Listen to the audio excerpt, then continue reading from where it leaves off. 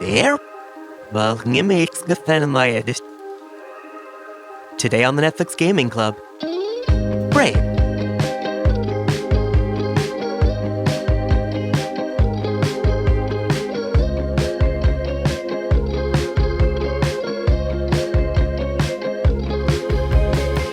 Welcome to the Netflix Gaming Club. It's a book club for video games where for the next 2 weeks, we'll be playing the best games that are available right now for free on your phone with a Netflix subscription. I'm James Carlisle.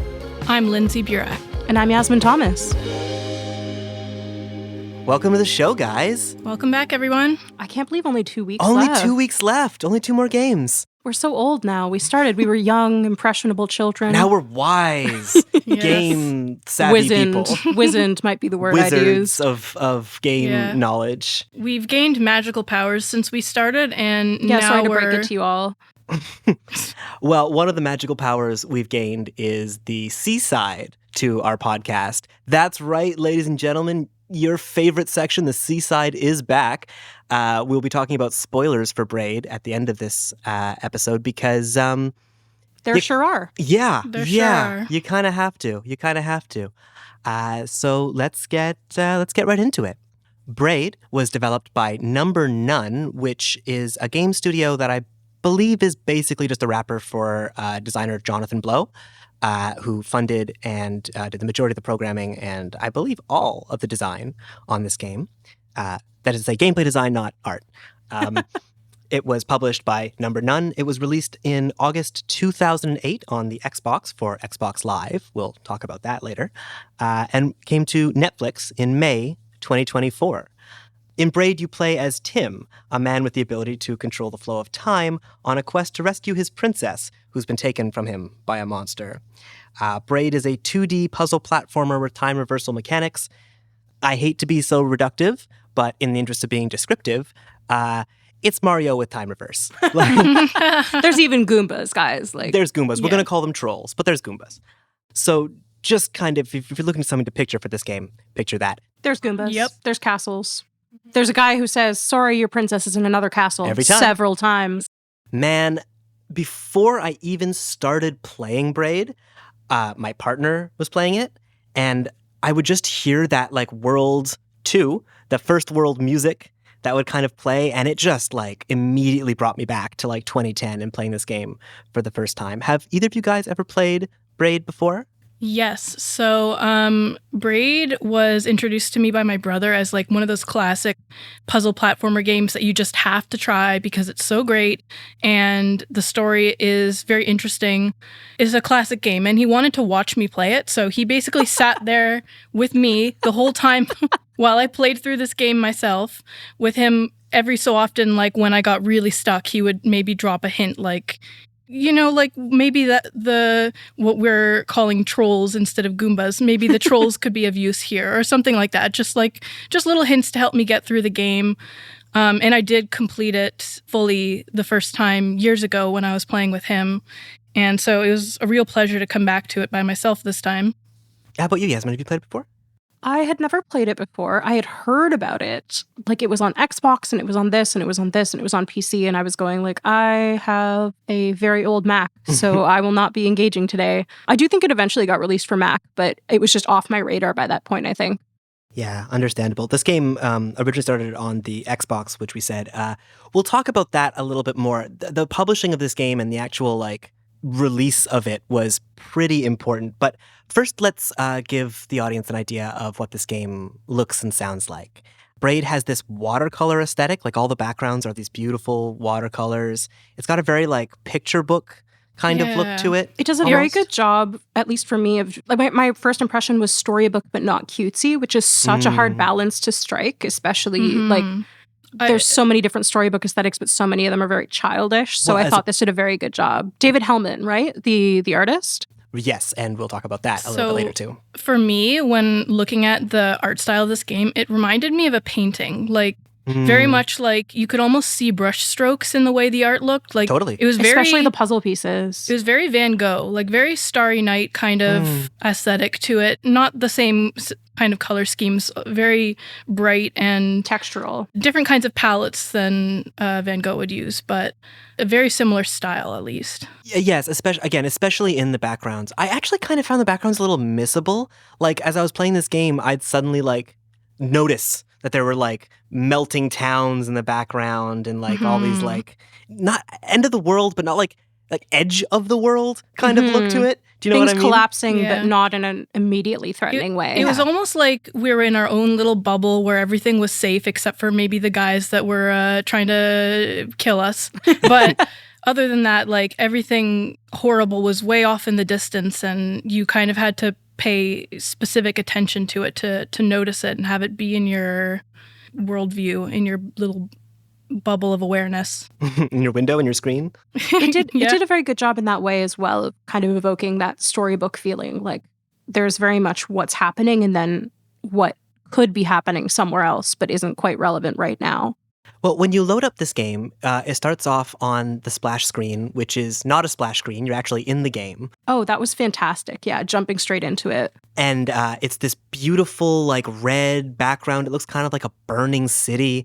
And it just says, like, Braid at the top. And there's this droning, kind of zen sounding, like, drone. Like, it's not quite music. It's just kind of this, like, it's ambient very trippy. The music felt very like grand but somber to me. Mm-hmm. Even the happy music, even the overworld theme that I was talking about a minute ago, that like sweeping Celtic violin trilling and then coming down, there was a sadness to it and like it was major. There's a tension always. There's you're saying it's major and it is, but even in some of the other ones, there'll just be a minor chord or something thrown in to like keep you aware, keep you on edge almost. So you load up the game, you're on this burning city splash screen, and then you walk into your little house. And that's where the game starts.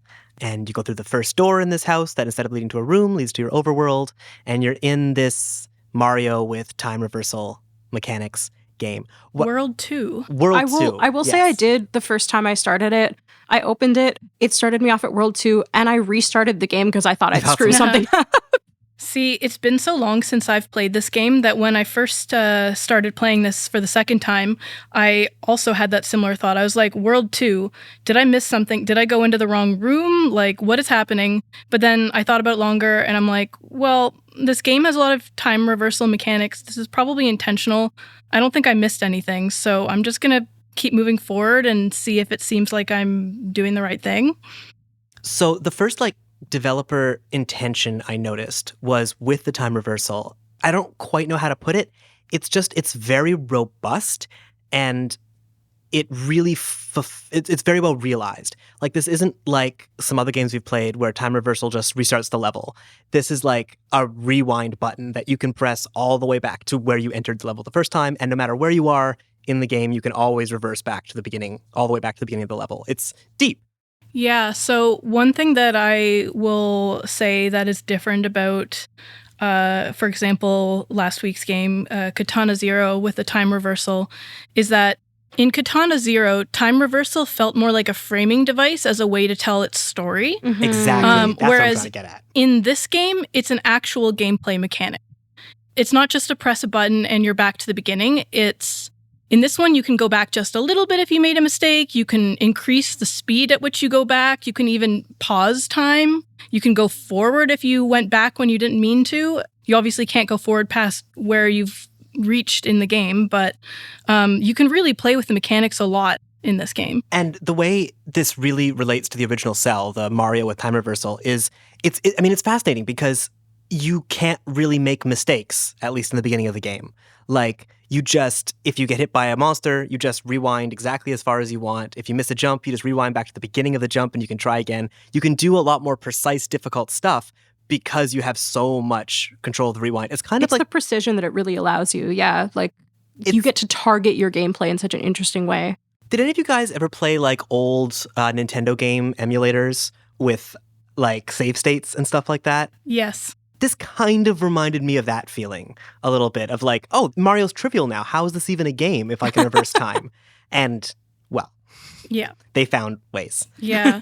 Ooh, one interesting thing about this game, at least this edition of the game, is that there's a function where you can turn on the commentary on the game. And one thing that I learned from the commentary was a really interesting look at the way they designed the way to get players to use the time mechanic, basically, which was in one level, you've got a bunch of guys that you have to kill to be able to reach the end goal. You have to kill all of the trolls on the screen. And it turns out, as you're going around killing them, that there's actually a specific order you need to do them in, because you need to bounce off of one of their heads to get across to a higher platform that is too big a jump to get just by running and jumping across. The entire jump mechanic being Goombas was crazy. Yep. Like figuring out that the only way to do a high jump was going boing off of a little, troll, I think we're going with. Either way, it's descriptive. And so one thing that the commentary said was that I found really interesting was about how big to make the gap to make the players use the time reversal mechanic. Because if they make the gap huge, then it might be obvious right from the beginning, oh, I'm not going to make that jump. I have to use the guy to be able to do it. And you might be able to complete the run all just in one go. And it also might be a little bit hard to do because if the gap is huge, then you have to time your jump very precisely to be able to get across. But if they make the gap too small to be able to get across, pull it off. You might be able to pull it off, but you might also think that you can pull it off and keep trying and trying and trying and not think about the fact that you need to reverse time, unkill one of the trolls and use it to jump. And it just hearing about even the slightest, tiniest little things in the way they were balancing the game is so fascinating. Just like even just the amount of space to give between two platforms is just like a critical detail for game design. Yes, and so what we're talking about is what kind of makes this more of a puzzle game than a platform game, right? Like the enemies in the game, because of the fact that time goes backwards and forwards, stop being enemies and they start being like puzzle pieces. Building blocks. Yeah. Yes. And we should be careful when we say puzzle pieces because the other big mechanic is the actual puzzle pieces. Is that you're actually collecting puzzle pieces. So getting to the end of any level is usually very easy. You can normally just walk forward and go from the beginning of the level to the end of the level without anything being in your way. However, the real challenge of the game is to collect these little puzzle pieces. And so the levels, instead of being like platformer levels, start being like these little worlds that contain little mini puzzles in them, kind of like the way stars work in Mario. What's awesome about these puzzle pieces is they're not just shaped like jigsaw pieces for the hell of it. At the end of each world, or near the end of each world, you actually get a frame and you can put them together. All your puzzle pieces together to make a puzzle. And I found the actual, like, just doing a puzzle, and you're just doing the puzzle, like you're just moving jigsaw pieces around until they click together. I found that so compelling. It would pull me through some of the more frustrating puzzles. Yeah. That was definitely my favorite. I mean, there's so many good things about this game, but I loved making the puzzles. And I also really liked the puzzles themselves could kind of become part of that building block that we were talking about. Like there's one where in order to get the two final puzzle pieces, the puzzle itself has sort of a platform almost in it, and you have to arrange the platform so that the Goomba falls off it so that you can high jump off him. Like, that's crazy. How do you even think of that? Did everybody get all of the puzzle pieces? Of course. Somehow, yes. It was harder than I remembered, to be honest. I thought this game was so easy at first. At first, yes. I was like, they sucker you. I guess I remember all these puzzles. It's not so hard. Yeah. When did that start changing for you guys? So with my second attempt playing this game, the first one being when I played through it with my brother, I was a little bit more loosey-goosey with whether I cared about getting hints or not, because I had already beaten it once and I'd already gone through and solved everything myself. So for me, World 5 is when it started changing, and that's the world at which I started looking up hints for this. And when I say hints, I mean that in the literal sense, because... Really? You found a hint system? Yes. I found online, there's a website called braid.fandom.com. Awesome. That instead of walking you through the solutions, it will just give you little hints. Like, for example, you can't jump high enough on your own. So from World 5 on, occasionally I would need to go for the hint system because I didn't have my brother doing that for me this time. It still felt very satisfying because you're not told what to do. You're just told what what kinds of things to think about. Sort of like some of the hint systems we've seen in our other games, like Golden Idol, I think, stuff like that. And so I still felt accomplished being able to figure out the puzzles when I could use a hint system instead of just having something tell me exactly what to do to get through. But it didn't really bother me very much, even with that being the case, like maybe once or twice, because I had already completed the game. It's very challenging, and some of the solutions are like, how could anyone possibly have thought about this? There's a world, the third world, the fourth world, time equals space, where time moves in the same direction you move. This is to say, if you walk forward, time moves forward. Time and place, it's for. Time and place, yeah. There's a moment when you have to climb up a ladder, and because you're climbing up a ladder, you're not moving forward in space. I mean, you are, but not on the X. And there's a Goomba. I know exactly what you're talking about. At the top of the ladder, and you're like, well, I have to be on the ladder, and that Goomba has to be there when I'm at the ladder, so this is just impossible. Like, what do I do? And there's a way out. I can't remember what it is, but there's a way out. It's amazing. Okay, so I cheated. Admitting it on the podcast, no less. I looked up a walkthrough, because I didn't know you could find hints, for exactly one puzzle. And I got slapped so hard by this game for doing that. So I had trouble with a level called Mind the Gap. And I looked up a solution. I'm not going to tell you guys what the solution was. I looked it up, and it was very clever. And I was like, whoa, you can do that? Oh, that's brilliant. And we're going to get into this more later, but I listened to the commentary.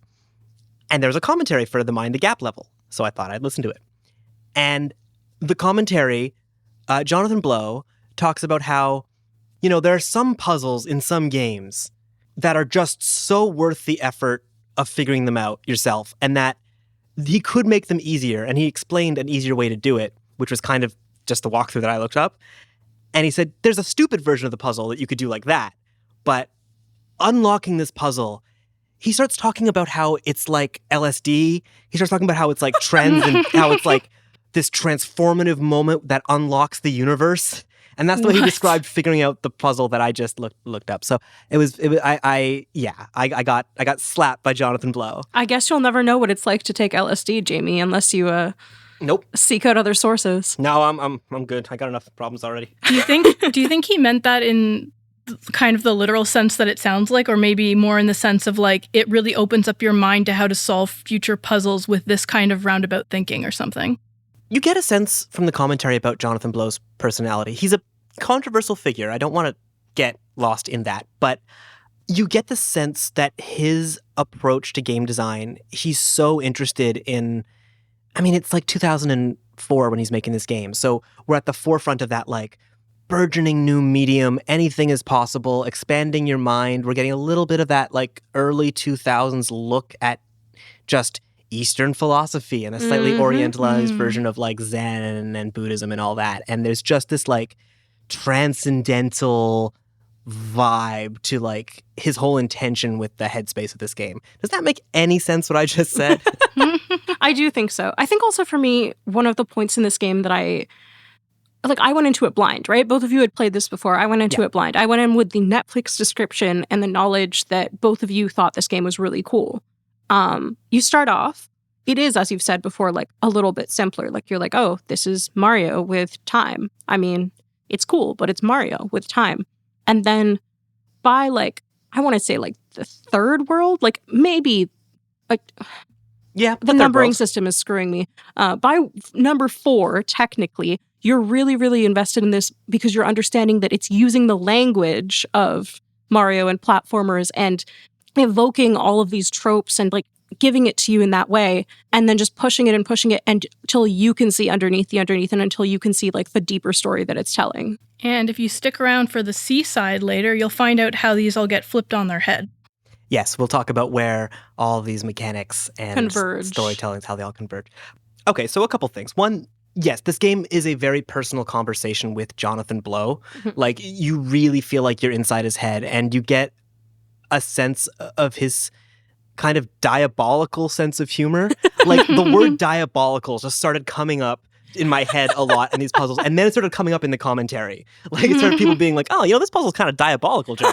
And he would go, ha ha ha, yeah. It definitely stretched my mind in a whole lot of new ways. In ways I didn't want it to be stretched. There were moments when I just wanted to yell, just like, damn you, Jonathan Blow. You got me, John. Like, it really did feel like there was this monkey on my back just messing with me. And that monkey's name is Jonathan Blow. But let's talk about the story a bit, because we've kind of hinted at it. Before you go into each world through the door in your house, you are first in this antechamber, which is like this heaven cloud room with books on plinths. There's no cutscenes in this game. Instead, it's all rendered in prose that you read on these books, on these plinths that you have to pass by to get to the world. What did you guys think of the prose in this game? I found it very thought-provoking because it used such flowery language, and at the same time, it felt like it was kind of hinting at what game mechanics were coming up next. Totally. But it just was really effective. Like, I'm not sure there's a place everywhere for flowery prose, but I think this game was the right place for it. It also has that storybook theme to it, right? Like, very much you so. Picture that kind of fairy tale, that almost lyrical sing-song way of phrasing things. This game really, really pulls that forth. But it does a good job as well of, like, again, the way that it's using the, like, Mario or platformer kind of language. It's using that language and it's telling you something different. Like, when you break down what they're actually saying in these different pieces, you're going, oh, this is not a fairy tale at all. Yeah. Well, each little bit of prose is like serving two purposes at once, right? Like, as we said, it's foreshadowing the mechanics, and it's also kind of, they're all retelling kind of the same story about Tim and his quest for his princess. Yeah. And he must get his princess back. I guess we won't talk too much more about that until we get to the seaside, but let's read you a clip real quick just to give you a sense of what kind of prose you can expect from this game. Please. All right, here's an excerpt from World 4. He felt on his trip that every place stirs up an emotion, and every emotion invokes a memory, a time, and a location. So couldn't he find the princess now, tonight, just by wandering from place to place and noticing how he feels? A trail of feelings, of awe and inspiration, should lead him to that castle. In the future, her arms enclosing him, her scent fills him with excitement, creates a moment so strong he can remember it in the past. That's a very beautiful little last bit there. Mm-hmm. A moment so strong you can remember it in the past. Yeah, it does a really good job of spinning out as well memory at its reliability, which again, seaside, but I think that's a really big and interesting theme of this game. Mm-hmm, for sure. So halfway through the game, when you get to like level 3 or 4, when you've read a couple of these little capsules, what was your read on what the story was at that point? For me, I find it a little bit hard to talk about this because I have played it all before, so I'm playing it again with kind of foreshadowing. The color, like, it's my perception of it's being colored by the fact that I knew what was going to happen. But from what I can remember from my first time playing it, I definitely felt like the story was telling me something about the mechanics, and I felt like the mechanics were also telling me something about the story. Absolutely. Yep. And so I wasn't sure where it was going with it, but it felt like it was leading up to something big that would make sense in the end. And I feel like it did a good job doing that. I think for me, I'm taking parts of it at face value. I'm going, okay, Tim needs to rescue his princess. But frankly, by like World 3 or 4, I was kind of like, this guy's a dick. I know it's flowery prose and I know it's like lyrical and all of that. The prose is very beautiful. The things that he's saying, however, he just had that very like, think 16-year-old boy toxic masculinity mindset. Like it's one of those things where it's tiny pieces and it's gradual and it's all of that. But the more of this game you play through, or the more, I guess, of the exposition pieces that you get, the more you go like, dude, really? I have a counter quote I'd like to bring in order to illustrate this point. For a long time, he thought they had been cultivating the perfect relationship. He had been fiercely protective, reversing all his mistakes so they would not touch her. Likewise, keeping a tight rein on her own mistakes. She always pleased him. See, for me, when I read that part, it kind of talks about it, or makes me feel like they're reversing their mistakes so that they don't hurt each other, but it also feels like they're no longer learning from their mistakes. And that makes me think it's a dickish thing to do because you're still making those mistakes, you're still doing the things that a bad person might do, but you're reversing the damage that it does and not and you're not learning from it. And you're also just the lack of honesty. Yeah. Right? Like the relationship that he describes, at first you go, okay, it's his princess. And then the more and more you go, these are parts you're playing to each other rather than a real honest feeling. Tim, to me, seemed like a nice guy. And it was hard, and I say nice guy, capital N, capital G. I don't mean like he was like a nice person. You know, it was hard for me to determine whether or not like I'm supposed to be wondering about Tim or whether or not this is just like the time when it was made. This game came out in 2008 when, you know, these kinds of relationships were more normal. God, when you hear what segue I'm going for, you're all going to hate me. But what wasn't normal in 2008 was art games. And Braid really was a conscious effort to like push forward the games as art conversation. This game uses its mechanics so beautifully to tell this story about a relationship. And, you know, Jonathan Blow, again, we keep going back to the commentary. Blow says on the commentary that he expressly set out to make an art game. And while he didn't invent the genre of art games, he defined it in some ways. Well, he kind of invented the genre of indie games, like as a genre, not as an independent publisher. This game was part of the 2008, the first class of Xbox Live Summer of Arcade games, which were these collections of 5 games that would come out every summer, or 4 games that would like be the games of the summer, be these AA games made by 1 person, 2 people, 5 people. And in 2008, when the Xbox started launching these digitally, it created this new kind of game publishing. And it's definitely not the first AA game or the first single A game, first indie game, whatever you want to call it. But it might be the first huge one. This is before Super Meat Boy. This is after Cave Story, but before, I don't know, Fez? Name your indie games here.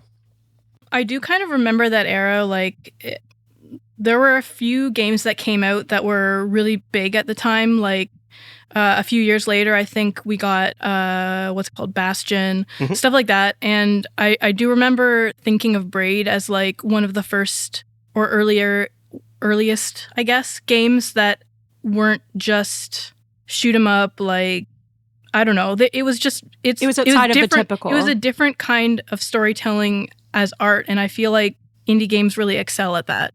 Yeah, and games that could be sold on novel ideas, like we put time reversal in Mario. There's another one where they put portals in Mario called Mario with an O, like Portal O. And it was, anyway. I actually have a fun fact relating to that. So David Hellman was not the first artist that did art for Braid. Oh, no way. Because he's the guy. Oh, yeah. I mean, it's not Braid without David. I mean, you see some of the art, the programmer art that Jonathan Blow made. Hellman has a huge contribution. But the original artist that he had doing some sprites was a man named Edmund McMillan. Does that name mean anything to you guys? That name sounds so familiar. So I'm going to tell you the biggest game Edmund McMillan did, and I want you to picture Braid with the art style of The Binding of Isaac. All right. Oh my God. Edmund McMillan did Super Meat Boy, right? He was kind of working on Super Meat Boy at the same time Braid was coming out. And then after that, in 2012, he made Binding of Isaac. And yeah. So if you can just picture Braid with crying fetuses and... Oh my God. We don't need to describe the imagery of The Binding of Isaac. We came close on another episode. We can move on this one too. Sure did. But I just want you guys to picture that. Okay. That's interesting. I mean, I'm always interested in learning about the development and the process and the way that, like, the alternate universes, essentially, that we could have gone down. But that is a whammy of an alternate universe. I feel like that would have turned out still storybook-esque, but too cutesy. Too big eyes. Well, like, even Binding of Isaac, despite its, like, themes, it's still cutesy. Yeah, it definitely is. Yeah. I think it would have had a different vibe to it if they went with that artist. What did you guys think of the not the last mechanic, but the second last mechanic, the ring that dilates time like a black hole? So I had mixed feelings about it. On one hand, I think it was symbolically very well done. The hesitance of the wedding ring? Yeah, and like just the fact that time slows down when you get closer and closer to the ring. It's very symbolic, but at the same time, it was very annoying that you had to actually go and pick it up where you dropped it. So if you were a little bit too far away from it and couldn't pick it up, it was very finicky, which I didn't like. But one thing that I did appreciate about it is that as you get closer and closer to the center of the ring, the music becomes more warped and slows down. Yeah. And just little touches like that are so nice. The music of this game, I mean, we've talked about it before, but yeah, the way that it interacts with the mechanics even, it's just... Oh, yeah. It elevates the whole thing. I genuinely, every level... Jamie had talked about this before because their partner had played it with the sound off, and they sent us all a big message in our group chat going, hey guys, don't do that. Yeah. And I cannot agree more. It heightened the experience at every turn. If there's a moment where you're kind of, I guess, not as stressed as you need to be, the music will fix that. Like it creates and builds and maintains the tension, and I guess the sense that something's not quite right. Like, I would credit the music so heavily with the way that this game keeps you off balance. And yes, the ring, that little warping thing, that made me want to use it more, to be honest. Because as you said, it's finicky and it drove me a little insane. But that touch kind of kept me coming back to it. While we're on the topic of game mechanics, I should say that this game also really benefits from the use of a controller. Yes. The touchscreen controls are difficult to use. The first controller that I tried this with, the Nintendo Switch Pro controller, the time reversal button did not work, so I had to press the screen at a specific spot to get it to work every time, which involves letting go of the controller. This luck? Yeah, it was a nightmare. So I did the first world or two of the game like that, and then I finally was able to use a different controller after that, and it worked fine after that. But thank God. Yes. Thank you so much for working, because I don't think I could have beat the entire game having to switch between controller and touch screens every 5 seconds. I think this game might work on a touchscreen. I think the jumping with the time reversal isn't so bad. It's not so bad when you're doing it all on the same thing. Like, sure. If you're doing all touch screens, it is insanity. Yes. I definitely would have switched to just touch controls if it kept doing it that way. Did either of you guys try the just touch controls? I played I played World 2 with just the touch controls because I really wanted to see how this was as a mobile game. How pretty is the rewind control? Oh my God. So nice. You hold it and then it becomes like this curve. It's like a horseshoe kind of thing. It's so ergonomic and just follows what your hand and your thumb wants to do so naturally, like up for backwards or down for forwards or whatever it was. And like how far away you get from the origin point is how fast you're rewinding. It's very intuitive.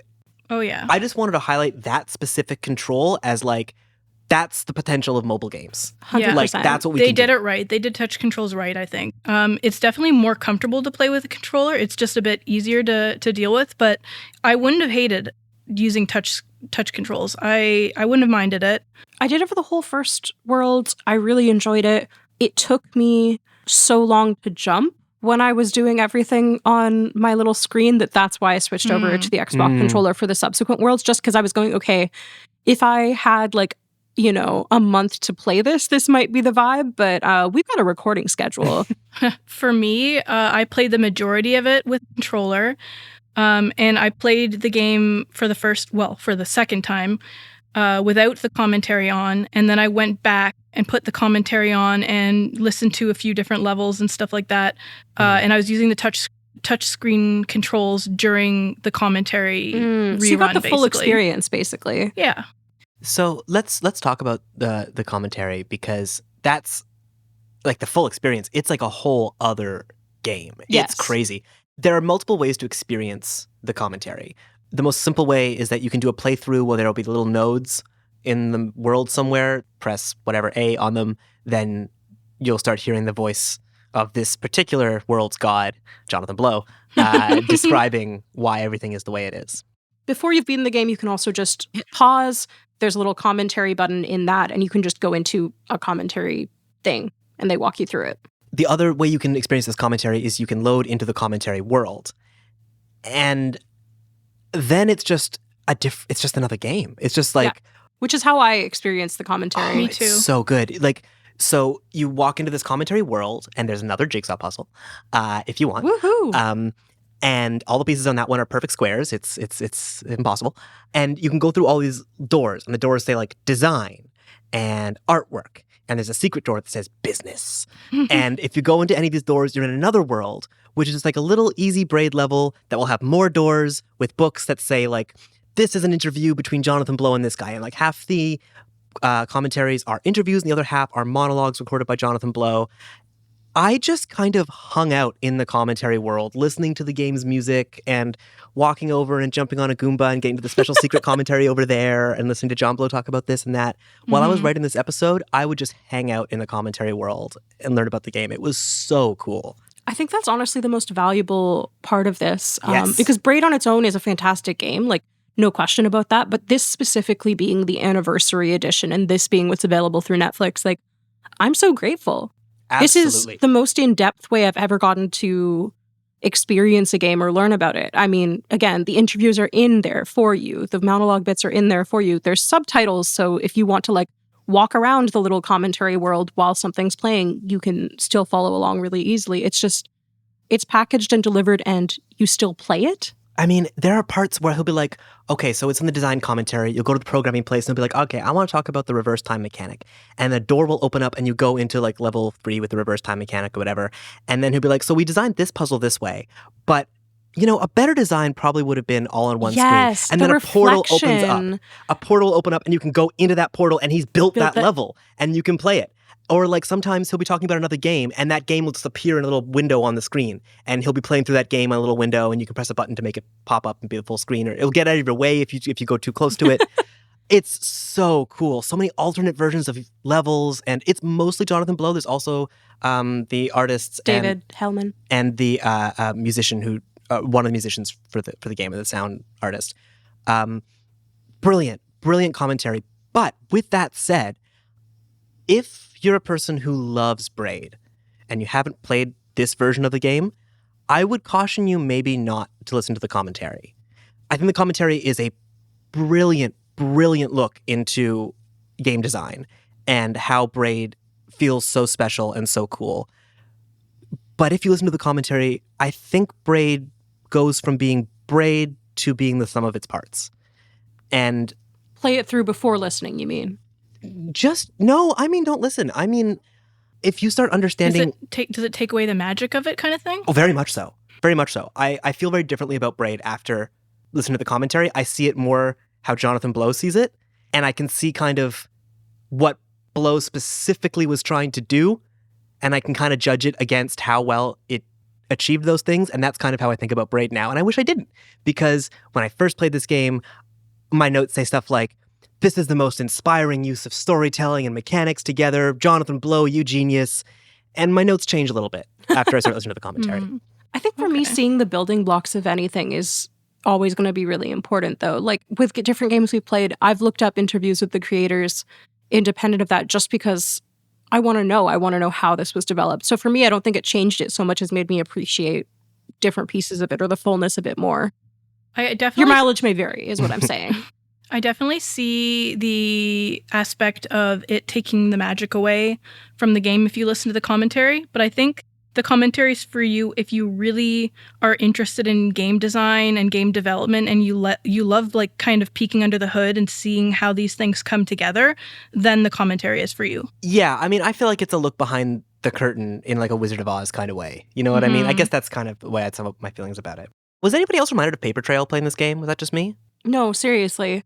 The vibes, obviously not the vibes. Paper Trail is a lot cozier, I would argue, than Braid is. And more comfortable to play.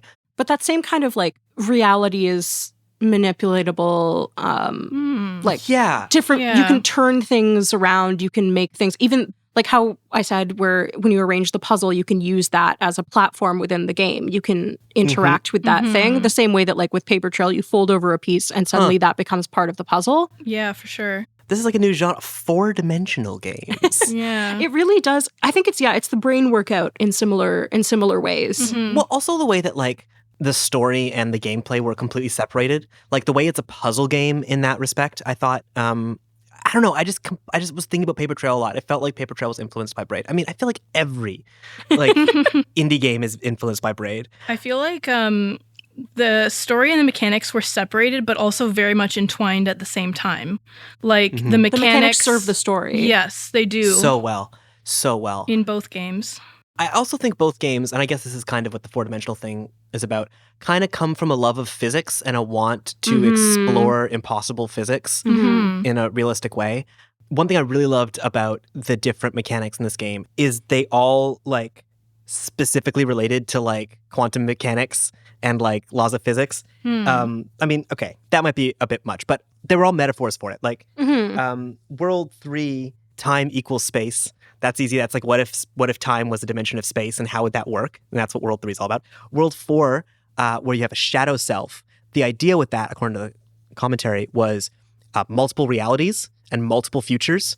So you would go back and you'd kind of set an alternate reality for yourself and then experience both timelines at the same time. I did think of the shadow self.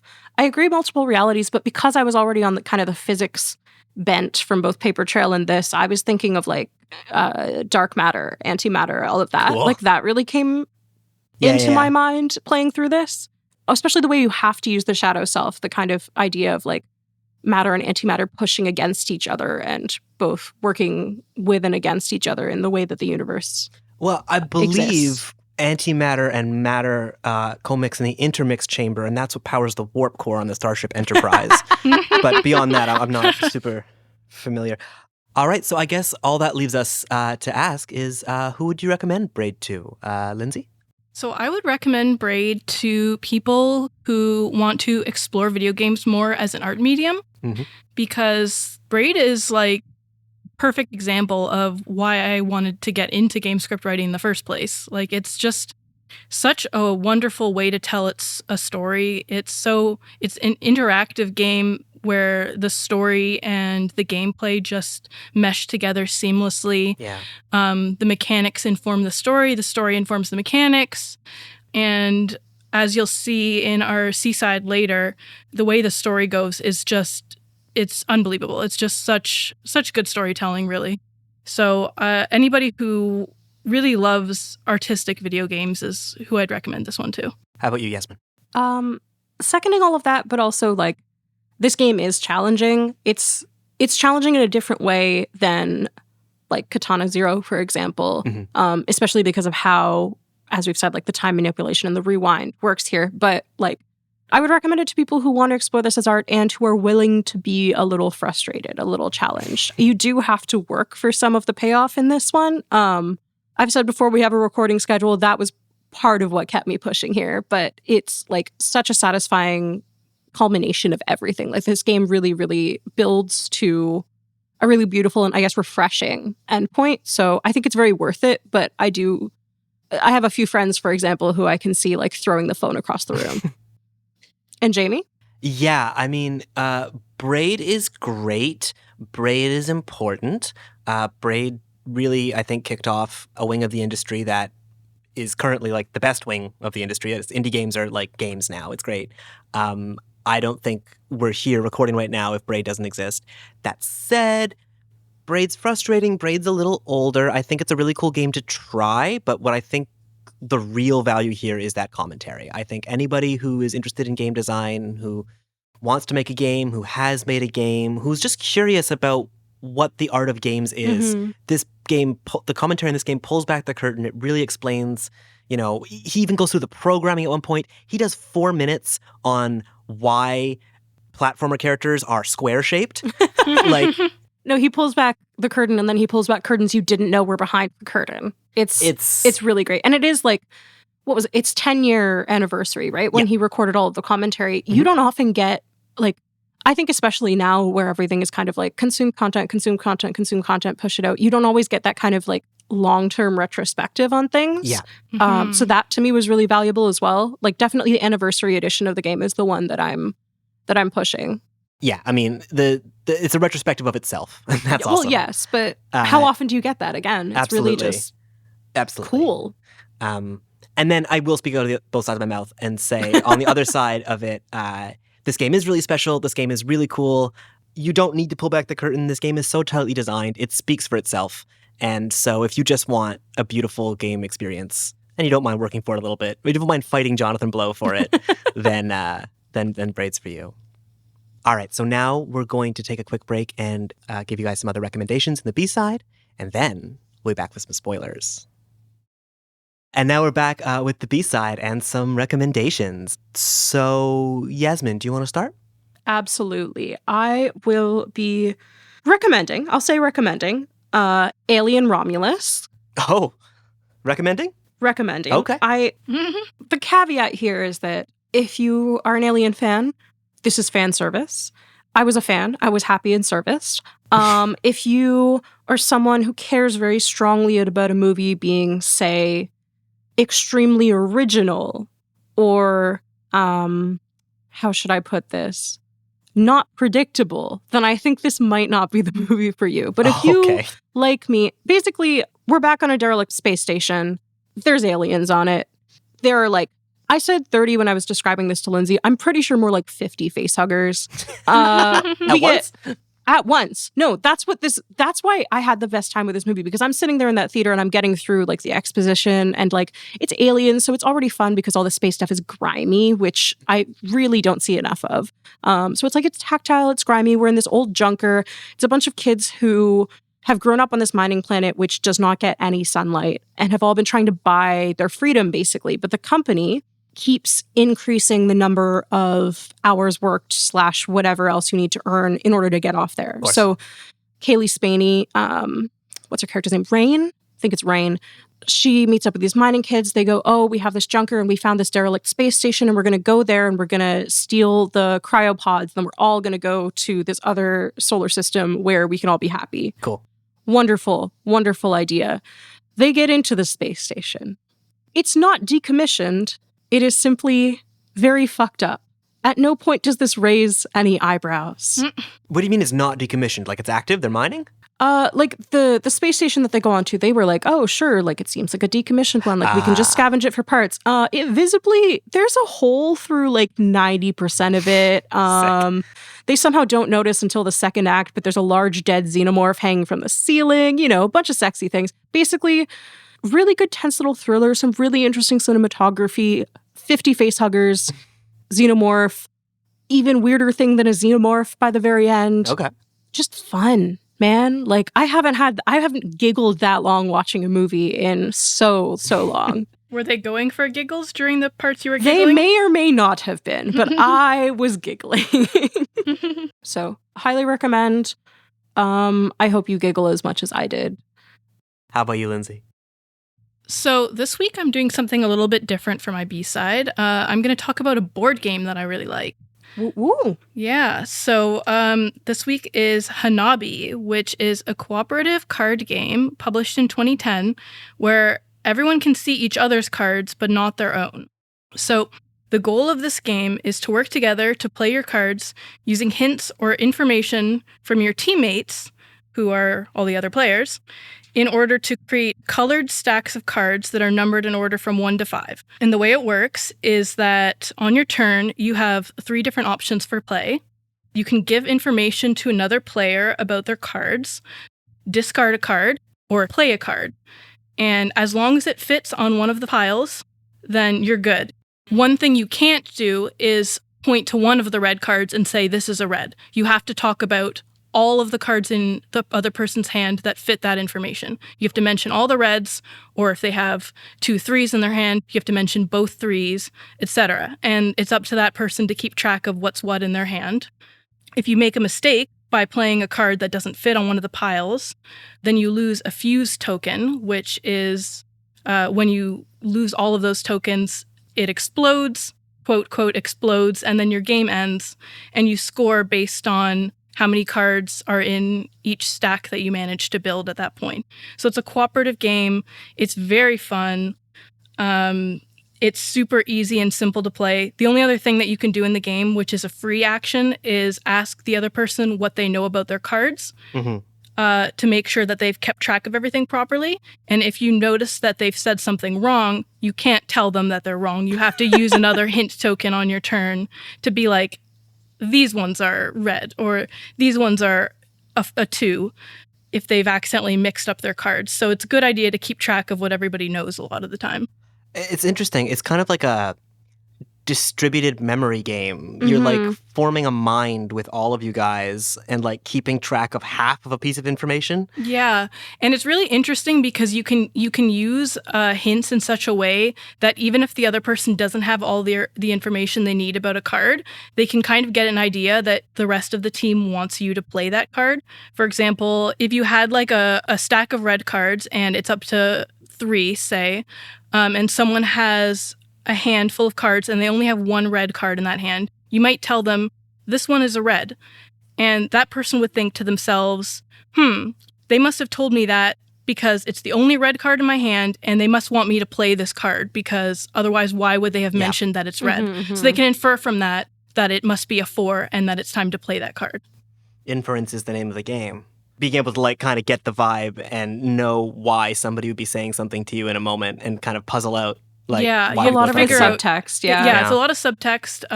It's a very cute game. It's super fun. It's very easy to pick up and play. There aren't too many rules. I've pretty much described the entire rule book to you guys at this point, and it didn't take that long to do. So it's super easy to pick up and play. So you're welcome, guys. You're welcome, guys. This is the new podcast now. We just read board game rule manuals books to you. But yeah, it's so fun. Try it out for yourselves and see what you think. I will say I've played it myself. It is very fun, but highly recommend playing it with people that you at least know a little bit. The first time I played this game was at like back in university, my God. But it was like a club thing, and I was just playing with random people. And it turns out it's really hard to play a game about inference and subtext when you don't even know that person's, like you learned their name 5 minutes ago. Sure. So very fun, but highly recommend playing it with people you... Yeah, this is good for your game night, not for playing with random people on the subway or something like that. Or not like a first date at Snakes and Lattes or something, you know? Like it's not a getting to know you game. It's a we've mind melded previously kind of game, but still super fun. Just like, again, no intro moments with this one. Totally.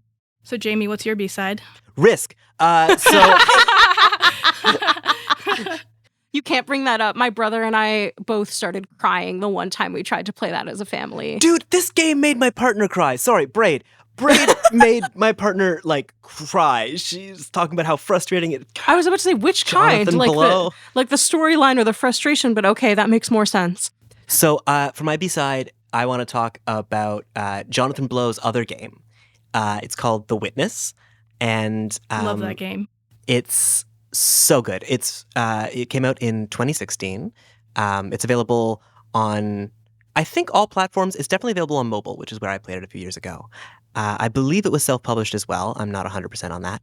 The developer is Thekla Inc., but considering that the director, producer, and designer, and programmer, and writer are all Jonathan Blow, with a couple other names on the artists and programmers list, it's self-published. It's a Blow game. So the thing about The Witness is where Braid is Mario, The Witness is Myst. It's this 3D puzzle game that takes place on an island. It's very pretty. It's very these simple, very colorful graphics, very smooth textures, very Unity looking. And every puzzle in the game is the same.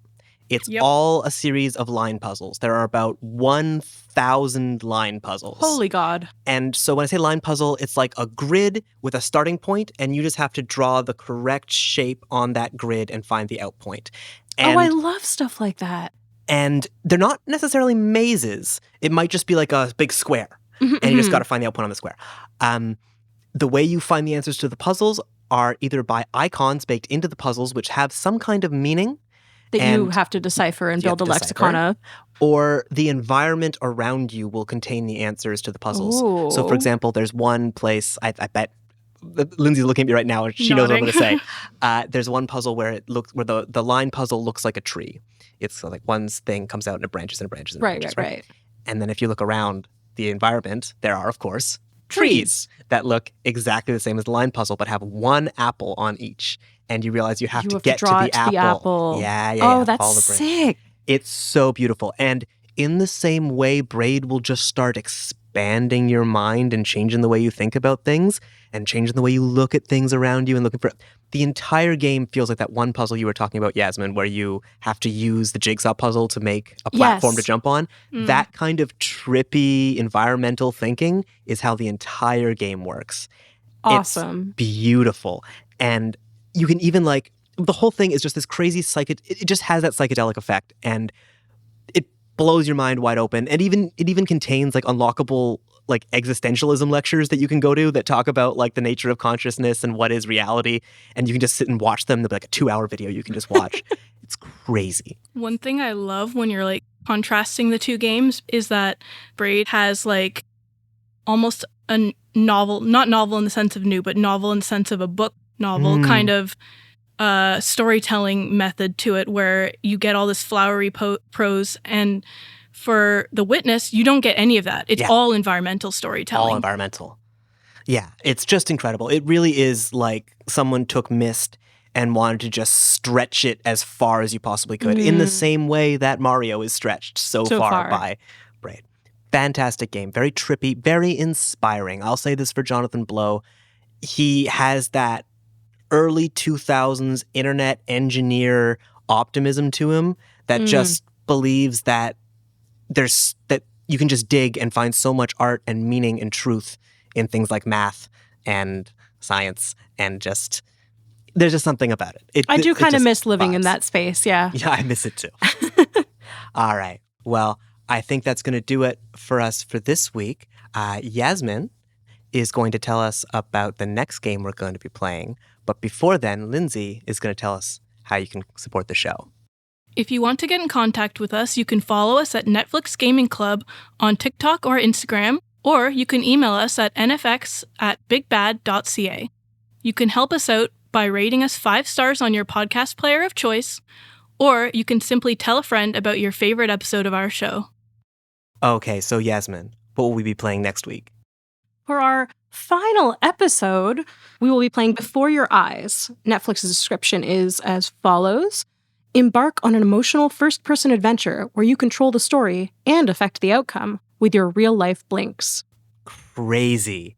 Now that's a game mechanic I have not seen before. I have no idea what to expect with this game. I started playing this game, but I never finished it, so I'm excited to get all the way through.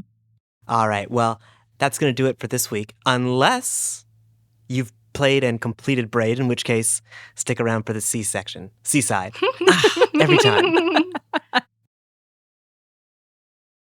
Okay, so now we're going to go into the spoiler section of Braid. Ooh. So if you've played the game before and beaten it, this part's for you. And if you haven't, we cannot recommend highly enough that you stop listening to the podcast right now. Still here? Okay, spoiler time. So when did you guys start? We've kind of talked about this, but let's talk about this directly. When did you guys start suspecting Tim?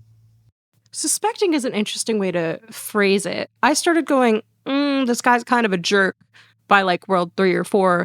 But part of that was also me going, okay, this player character kind of rubs me the wrong way. But with past experience and with when this game was originally made, I don't know if that's an intentional choice. When you start to realize it's an intentional choice, I would say is you get inklings in 4, and by 5 and 6, it's really hammering, the danger sense is going off or whatever. Something is not quite right. The obsessiveness of it, there's just the projection. The manipulation. He's not just manipulating time, he's literally manipulating his princess. Yes. And definitely. You just, a sense of control, that's what it is. You get a controlling sense from him. It really, the way that this game builds and just, amps up that uneasy feeling, so gradually and so thoroughly, gave me chills, to be honest. By that ending twist, I was going, wait. I kind of saw this coming, but really? That's crazy. Yeah, that's how I felt as well. So, as you're beating levels, as you complete puzzles in this game, you're putting together a ladder that goes up to the attic of the house. That's kind of the hub world for this game. Why am I telling you this? You know this. You beat played the game. it. If you're still here, I mean, come on. So the last world is bidirectional time, where time is moving forwards for you and backwards for everybody else. And Lindsay, do you want to describe the end of this game? So by saying the end of this game, do you mean the very, very last level? Yes. Let's talk about let's talk about the last world. Not even the last world, just the last level, the level called Braid. So in the very last level, you start by seeing a little clip where you finally encounter the princess, and there's this large man or creature or some type of person in armor who grabs her. And she's going, help, help. She's yelling help, and then she jumps away from him. And that's when the man in the armor starts pounding the ground and telling you to get down, or telling her to get down because he's trying to grab a hold of her again. And from the jumping on the ground, a platform falls that you can jump onto.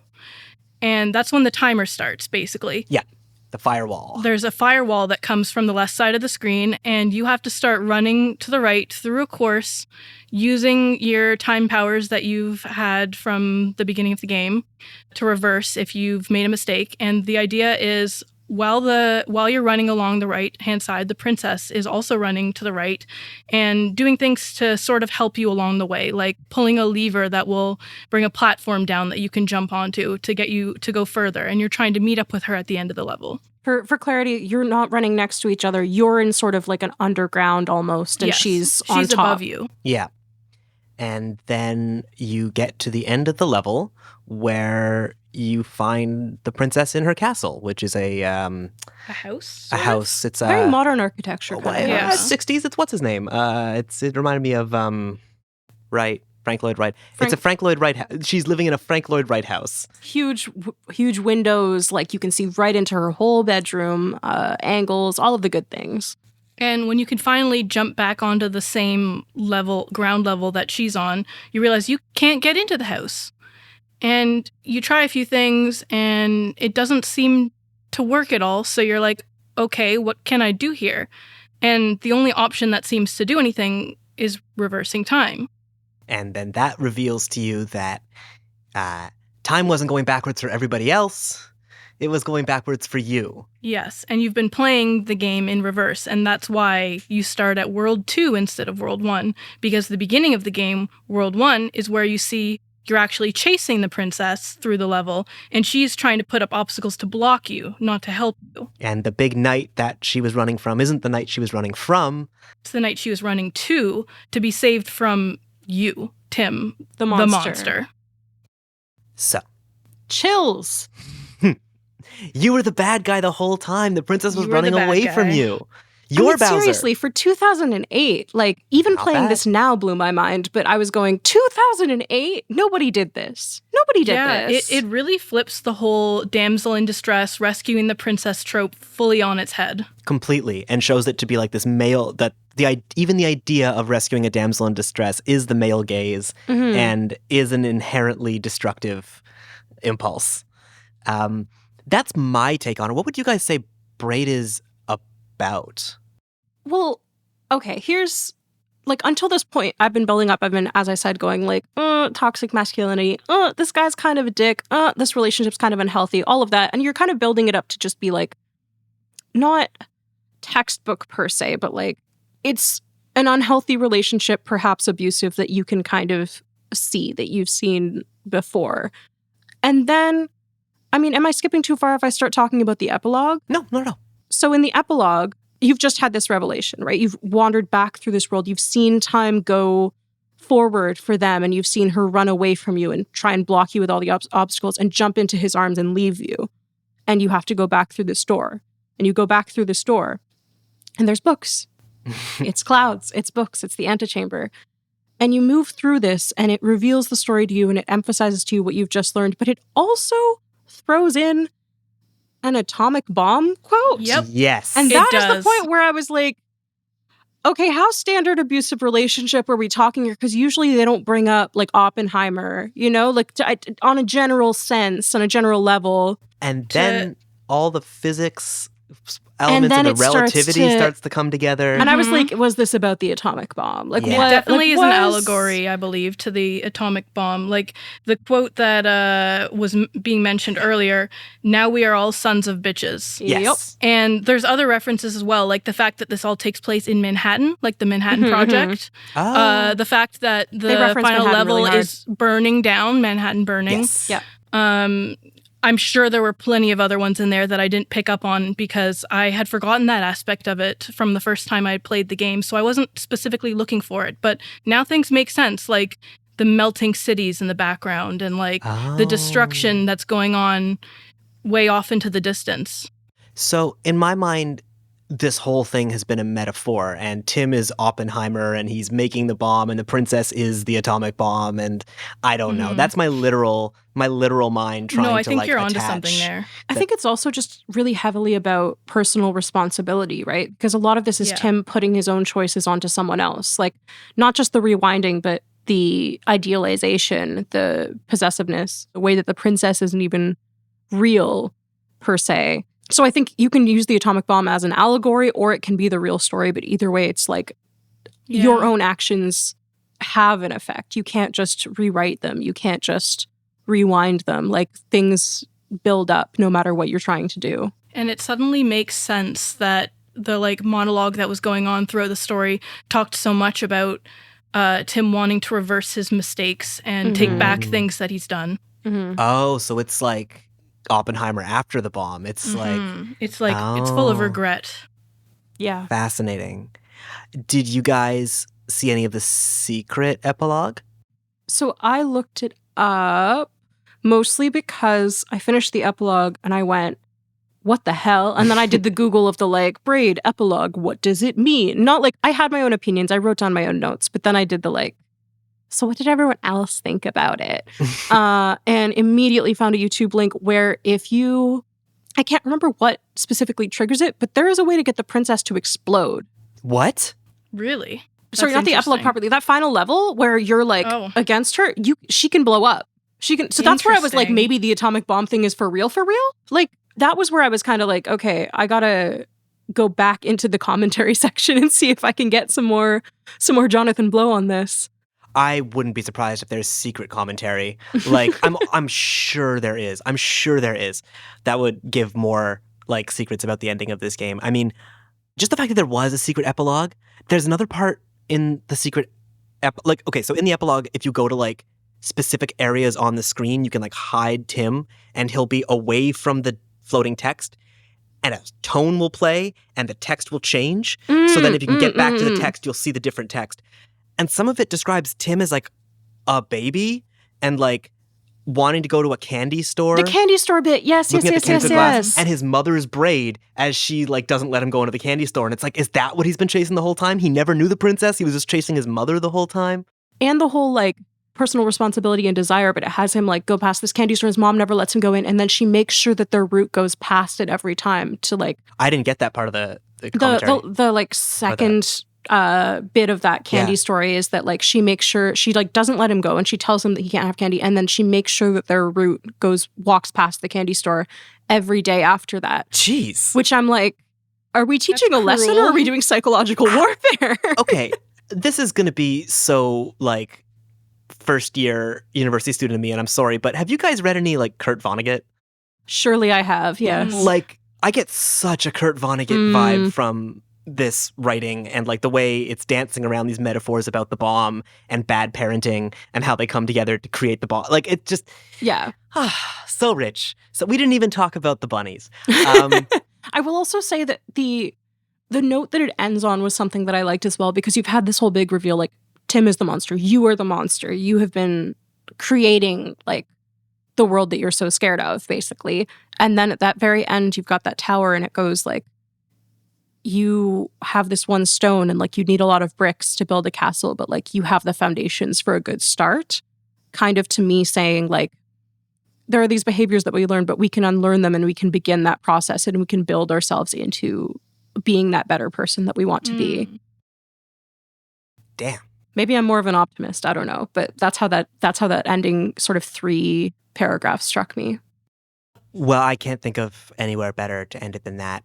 This is a fantastic game. And if for some reason you're still listening to us, even though you haven't played it and you've had it all spoiled, go explore it. Go it's hang out still the worth commentary. living through. Absolutely. Yeah. Even with the story spoilers, it's still a fantastically fun game. Definitely still enjoyable, even if you heard this and haven't played it yet. So go play it anyway. Okay, so As we said, next episode will be the last episode of the season. We're going to be playing Before Your Eyes. We'll see you then. The Netflix Gaming Club is produced by Big Bad Audio and engineered by Andrew Blythe. The show is hosted by Lindsay Burak, Yasmin Thomas, and myself, James Carlisle. We'd like to thank the High Lows for the use of our theme song, Sure of It. Check them out wherever you listen to music. As always, if you like what you hear and want to help us grow, please rate us on Apple or Spotify. The higher the better. Or if you're not into public displays of affection, you can always tell a friend or find someone to play these games with, and we'll be here for you guys after you do. Special thanks to Rob Schulte, Wendy Pretty, and the Netflix Gamers Discord community. Thank you for listening. We'll see you next week.